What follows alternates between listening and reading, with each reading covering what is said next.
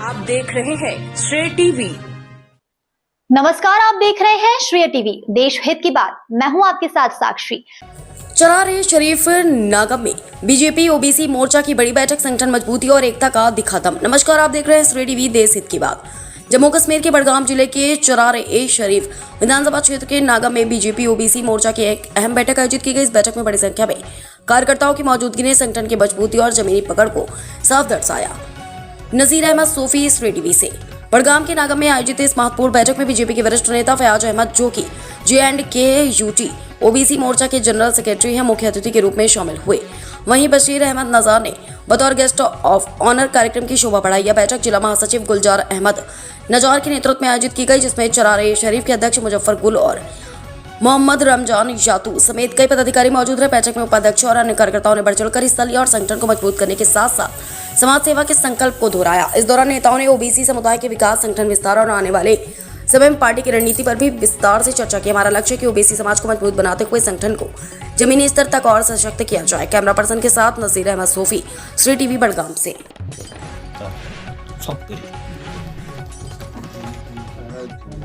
मैं नजीर अहमद सोफी आपकी खिदमत में हाजिर हूँ। आज रूबरू हूँ, आपको एक विजुअल रिपोर्ट्स दिखाना चाहता हूँ। आज एक बहुत बड़ी मीटिंग हुई है ओबीसी मोर्चा बीजेपी की।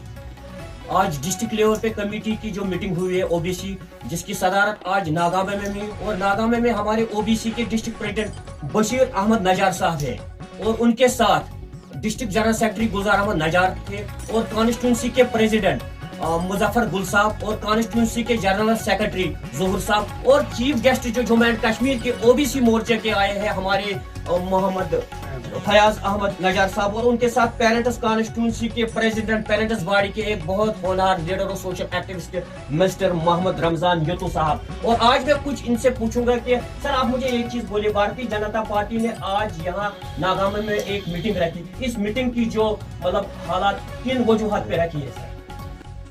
क्योंकि भाई साहब आपका शुक्रिया। आपको पता है कि बीजेपी का नेटवर्क जो है पूरे देश में फैला हुआ है, और जम्मू कश्मीर में हर रोज़ जो है हमारा ग्राफ बढ़ता जा रहा है। और चूँकि हमारी डिस्ट्रिक्ट टीम और स्टेट टीम और कॉन्स्टिट्यूंसी टीमें बनी हुई हैं, तो अभी क्या चल रहा है हमारा कि हमारी डिस्ट्रिक्ट लेवल्स की जो होती है डिस्ट्रिक्ट मीटिंग चलती है, डिस्ट्रिक्ट वर्किंग बॉडी मीटिंग उसको बोलते हैं। तो आज हमें बड़गाम की जो है वर्किंग बॉडी जो डिस्ट्रिक्ट टीम की रखी थी, उसमें हमारे डिस्ट्रिक्ट टीम के अहदेदार और कॉन्स्टिट्यूंसी प्रेसिडेंट साहिबान आ जाए थे, जिनके साथ हमारी पार्टी के प्रोग्राम्स और वर्किंग पे बातचीत। अच्छा, मुझे सर एक चीज बोलिए, भारतीय जनता पार्टी की अगर बात करें हम, हमारे प्रधानमंत्री श्री नरेंद्र मोदी जी की क़यादत में जितने भी सेंटर ऑफ स्कीम्स है वो लोगों तक पहुंचते हैं, आपने इस पे गौर किया सर?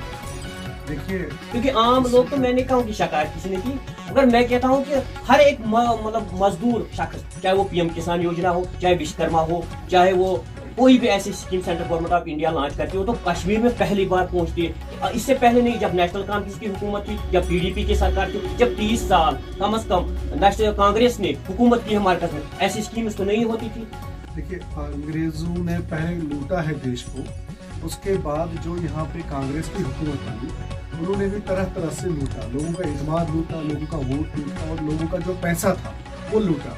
70 साल से ये लोग लूटते आए, लेकिन जब से मोदी जी ने बड़ी ताकत के साथ और बड़ी बहुमत के साथ मुल्क में सदारत संभाली, मुल्क की लीडरशिप संभाली, आप देख रहे हैं तो एक तो कोई कांड नहीं आ रहा है, आपको कोई गफला नहीं आ रहा है। लोगों का पैसा जो है मोदी जी ने एक रियल कस्टोडियन की तरह, अमानत दर जो है उसको कहेंगे, जो रियल अमानत दर, उस तरह लोगों का पैसा लोगों के लिए खर्च किया। आपने देखा कि पहले जब पैसा आता था, राजीव गांधी जी ने खुद ये कहा था कि हम जो 1 रुपया बेचते हैं तो 40 पैसे जो है उन तक पहुंचता, बाकी रास्ते में खाया जाता है। तो इस तरीके से आज जो भी फंड है, जो भी लोगों का हक होता है, वो 100% ग्राउंड पे खर्च होता है। और जो जहाँ तक यहाँ की बात आपने करी, क्योंकि यहाँ नेशनल कॉन्फ्रेंस की हुकूमत है, और जो कि एक फेल और एक नाकाम हुकूमत है, झूठे वादे करके इन्होंने लोगों से दगाबाजी करके वोट लिया हुआ है।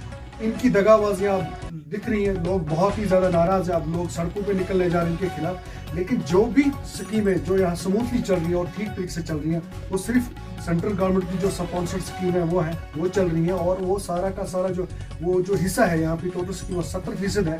तो जो सेंट्रल गवर्नमेंट की जितनी भी सारी स्कीम है वो आप देख रहे हैं। परसों ही हमारे यहाँ पे कृषि मंत्री और जो एग्रीकल्चर के मंत्री जी हैं और रूरल डेवलपमेंट के शिवराज जी वो यहाँ पे आए थे। तो उन्होंने आपने देखा कि पूरे देश को जो पैसा एक क्लिक करके छोड़ दिया यहाँ से, और उसने कितने सारे रोडों का ऐलान किया, जो नई सड़कें बनने जा रही है, कि ह्यूज अमाउंट जो है जम्मू कश्मीर में खर्च है। तो मरकजी सरकार अच्छे से खर्च कर रही है, तो सिर्फ अगर कुछ नाकामी है तो उमर सरकार की और नेशनल कॉन्फ्रेंस की। मुझे सर आप बताइए 2024 जो सितंबर का इलेक्शन हुआ जहां पर नेशनल कॉन्फ्रेंस ने बहुमत हासिल की, अब उनकी सरकार उन्होंने वादा किया था हम 6 सिलेंडर देंगे, और उन पे क्या आपका नजरिया है? देखिए, इन्होंने पहले तो इन्होंने मजहब की सियासत की है। ये मजहब की सियासत करना जानते हैं, लोगों को डिवाइड करना जानते हैं, रूल करना जानते हैं। 87 की रिगिंग हो जिसमें इन्होंने तबाही और बर्बादी की। 87 में भी इन्होंने क्या करा कि यहाँ के जो लोग जमहूरी तरीके से लड़ रहे थे उनके साथ जाते हैं कि उनको जेलों में डाला, उनको जीतने नहीं दिया, उनको हरा दिया। हराने के बाद उनके साथ टॉर्चर किया, और टॉर्चर करने के बाद एक ऐसा माहौल बना दिया कि हमारे दुश्मनों को पहली बार हमारे यहाँ पे तबाही करने का मौका मिला, और लाखों लोग शहीद हुए। और हमारे कितने फोर्सेस के एहलकार जो है उन्होंने शहादतें दी, फौजियों ने दी शहादतें, पुलिस ने शहादतें दी। तो बहुत नुकसान हुआ और हम बहुत पीछे चले गए, 100 साल पीछे चले गए, डेवलपमेंट एक तबाही मची। लेकिन मोदी जी के आने के बाद और 19 जो अपना 5 अगस्त 2019 का था, उसके बाद आप देख रहे हैं यहाँ पे पहला जैसा माहौल जो 87 से पहले माहौल था, 87 से जो पहले माहौल था, इनकी रिगिंग से पहले जो माहौल था वो माहौल आया। आज आप देख रहे हैं कि हमारे नौजवान तालीम पढ़ रहे हैं और उनका कोई हड़ताल नहीं है, कोई कॉल नहीं है, और किसी को मारा नहीं जा रहा है, बेगुनाह नहीं मारा जा रहा। लेकिन ये सारा जो इन्होंने आपने कहा कि नेशनल कॉन्फ्रेंस ने बहुमत दिया, उस बहुमत के पीछे इन्होंने फिर एक नई चाल चली, एक नया इन्होंने बीजेपी को एजेंडा बनाकर बीजेपी के खिलाफ वोट लिया और मजहब की सियासत करके यहाँ के मासूम लोगों को धोखा देकर वोट लिया। और उसमें 6 सिलेंडर बोल दिया, तो औरतों को धोखा दे 12 सिलेंडर बोला था, वो 12 सिलेंडर बोला था। पहले 3 महीने में 1 लाख नौकरियों का बोला था, और उन्होंने जैसे बेरोजगार जो बाकी जो नौजवान है उनको नौकरी देने का बोला था। और साथ में ये भी बोला था कि हम जी क्या करेंगे कि जो चावल है वो फ्री करेंगे, बिजली फीस का बोला था वो माफ करेंगे। और सबसे इम्पोर्टेंट चीज जो इन्होंने कहा था कि इन्होंने खुद जो लाखों नौजवान टेलीविजन लगाए हैं उनकी जिंदगियां बर्बाद करी हैं, और वो 10,000 रुपये आज ले रहे हैं, जबकि इतना महंगाई का टाइम है, इतना महंगाई का टाइम है, और उनके बच्चों का फ्यूचर जो है वो खत्म कर दिया है। एसपीओज हैं, उनको थोड़ी सी तनख्वाह पे काम करें, उनकी तनख्वाह नहीं बढ़ाई जा रही है, खुद अपने बेरोजगारों को तनख्वाह दी जा रही है। तो इन्होंने ठगी करके वोट लिया है और कश्मीर के साथ फिर एक बार धोखा दिया। मैं तो कहूंगा कि जिन लोगों ने नेशनल कॉन्फ्रेंस को वोट दिया, सबसे बड़ा धोखा उनके साथ हुआ। लेकिन उनके उस वोट देने की वजह से पूरे जम्मू कश्मीर के अवाम जो इनको वोट देना नहीं चाहते थे, जिन्होंने इनको वोट नहीं दिया, जो इस चीज से बाखबर थे कि ये धोखा करेंगे, उनके साथ भी धोखा किया। बहुत बहुत शुक्रिया। आपने फयाज साहब जो कि फयाज अहमद नजात साहब जी को स्टेट जनरल सेक्रेटरी है ओबीसी मोर्चा, बहुत बहुत शुक्रगुजार और धन्यवाद करते हैं हम, इसने कीमती टाइम निकाला। यहाँ पर नागामा की एक नई पहचान है। पहले हम अगर आप जाने की 30 साल, ये अब्दुल रहीम की बड़ी कॉन्स्टिट्यूंसी है, यहाँ से वो जीत के हासिल करता, पहले नागाम पहुंचता, मगर आज बीजेपी ने यहाँ एक पौधा उगाया है। इंशाल्लाह इसका फल फयाज साहब और बशीर साहब, गुलजार साहब और दूसरे गुलजार साहब, इनकी मदद से ये बीजेपी एक मजबूत स्ट्रांग पार्टी बनेगी। शुक्रिया।